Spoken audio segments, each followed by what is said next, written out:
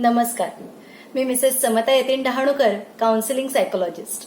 डर के आगे जीत है, डरना मना है, किंवा जो डर गया सो मर गया, हे आपण सगळ्यांनी ऐकलंय. आपल्यातल्या प्रत्येकालाच कशाची न कशाची भीती वाटत असते. काही गोष्टींची भीती कालांतराने जाते, तर काही गोष्टींची भीती आयुष्यभर आपली पाठ सोडत नाही. रागाप्रमाणेच भीती ही सुद्धा आपल्या उत्पत्तीपासून आपल्याबरोबर आहे आणि अगदी सर्व प्रकारच्या सजीवांमध्ये आढळते. आपल्या जन्मापासून ते अगदी आयुष्यभर आपण भीतीला सामोरे जात असतो. भीती या भावनेकडे अनेकदा नकारात्मकदृष्ट्या पाहिलं जातं. कोणालाही एखाद्या गोष्टीची भीती वाटत असेल तर आपण एकतर मस्करीने बघतो किंवा ही भीती वाटणं कसं चुकीचं आहे हे समजवण्याचा प्रयत्न करतो. पण फार क्वचित आपण त्या भीतीच्या मुळाशी जायचा प्रयत्न करतो. अनेकदा भीती ही जेवढी वरवर दिसते तेवढीच नसते, तर त्यामागे अनेक कारणे असू शकतात. काही गोष्टींची भीती ही पिढ्यानपिढ्या आपल्यात रुजलेली असते, जी आपल्या पूर्वजांपासून आपल्यापर्यंत प्रवास करत आलेली असते. जशी अज्ञात गोष्टींची किंवा आपल्याला माहीत नसलेल्या गोष्टींची भीती. प्राचीन काळात माणसाला सभोवतालच्या अनेक गोष्टी अज्ञात होत्या, ज्या कालांतराने परिचित झाल्या, पण भीती मात्र तशीच राहिली. कारण प्रत्येक युगात माणसासाठी काही गोष्टी या अज्ञातच असतात. त्यानंतर काही भीती अशाही असतात ज्या आपल्याला लहानपणी शिस्त लावताना आपल्या पालकांकडून घातल्या गेलेल्या असतात. उदाहरणार्थ अंधाराची भीती किंवा विशिष्ट प्राण्यांची किंवा कीटकांची भीती इत्यादी. त्यामुळेच संशोधनांमध्ये सिद्ध झालं आहे की लहानपणी घातलेल्या भीती आयुष्यभर तुमचा पाठपुरावा करतात. प्रयत्नपूर्वक नष्ट केल्याशिवाय त्या आपल्या आयुष्यातून जात नाहीत.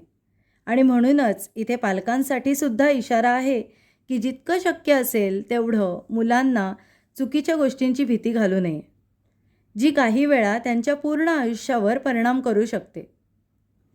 काही भीती अशा गोष्टींच्याही असतात ज्यांना मुळात घाबरण्याची काहीच गरज नसते आणि हे माहीत असूनही त्या गोष्टींना आपण घाबरत असतो.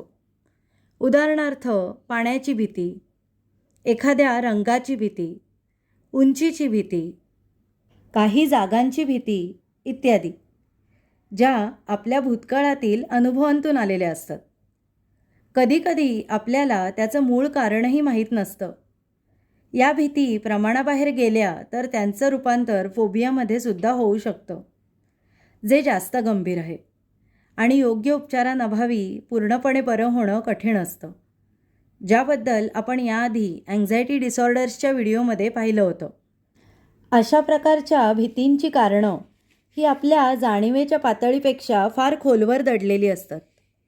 त्यामुळे लोक हसतील या गोष्टीला न घाबरता आपल्याला अशा एखाद्या गोष्टीची भीती वाटते हे स्वीकारलं पाहिजे आणि व्यक्तही केलं पाहिजे, ज्यामुळे खोलवर दडलेली कारणं शोधायला मदत होते आणि त्यांना जाणीवेच्या पातळीवर आणून त्यांना पूर्णपणे नष्ट करणंही शक्य होतं. या सगळ्याचा अर्थ भीती ही वाईटच असा अजिबात नाही, कारण हीच भीती आपल्याला संकटापासून, धोकादायक गोष्टी आणि माणसांपासून सुरक्षित ठेवायलाही मदत करते. त्याचबरोबर ही भीती आपल्याला आपली जवळून ओळख करून देते. भीती अनेकदा आपल्याला अवास्तवतेकडून वास्तवतेकडे नेते, ज्यामुळे आपले निर्णयही अधिक वास्तवदर्शी बनतात. भीती आपल्याला आपलं प्रत्येक पाऊल सावधपणे टाकायला शिकवते. भीती आपल्याला योग्य नियोजन करायला शिकवते. उदाहरणार्थ उशिरा पोचल्याने मिळणाऱ्या शिक्षेच्या भीतीने आपण वेळेचं नियोजन करतो किंवा गोष्टींचा तुटवडा भासेल या भीतीने आपण त्यांचा साठा करून ठेवतो इत्यादी. त्यामुळे भीतीला घाबरू नका, फक्त अवास्तव भीतीला तुमच्यावर कधीच हावी होऊनही देऊ नका. आज इथेच थांबूया. पुढच्या भागात भेटूच एक नवीन विषय घेऊन. तोपर्यंत काळजी घ्या. धन्यवाद. नमस्कार. तुम्हाला जर माझे व्हिडिओज आवडत असतील तर लाईक, शेअर आणि सबस्क्राईब नक्की करा. धन्यवाद.